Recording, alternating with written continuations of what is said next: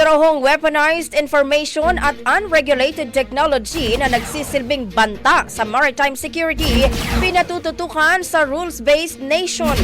Si Brigada Haji Caaminio sa detalye. Ibrigada mo! Brigada Live Report.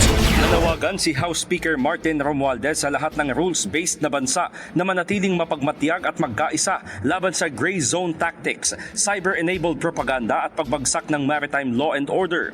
Sa kanyang talumpati sa 29th Parliamentary Intelligence Security Forum sa Madrid, Spain, sinabi ni Romualdez na higit sa pagiging mga mambabatas, ang bawat isang lumahok ay standard bearers ng democratic rule of law. Napapanahonaan niya ang mahigpit na pagbabantay at pagkakaisa sa gitna ng misinformation, cyber attacks at technological disruption na banta sa lipunan. Iniugnay din nito ang issue sa maritime security sa mas malawak na global concerns kung saan kabilang sa hinaharap na suliranin ang paggamit sa impormasyon bilang armas, unregulated technology at hybrid threats na sumusubok sa katatagan ng pamamahala. Binigyang diin pa ng speaker na ang mga forum na tulad nito ay pagkakataon para mapalawak ang inisyatiba na hindi lamang nakatutok sa palitan ng intelligence, kundi bumubuo ng mutual understanding at batas na mas may ngipin para ipagtanggol ang kalayaan at kasaganaan.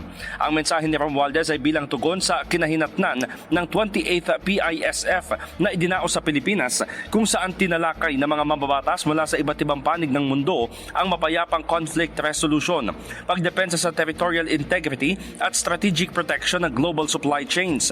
Sa ika-29 na edisyon na pinangunahan ng Spanish Senate, nag-convene ng mahigit 40 bansa upang ihanay ang mga estratehiya sa paglaban sa global threats.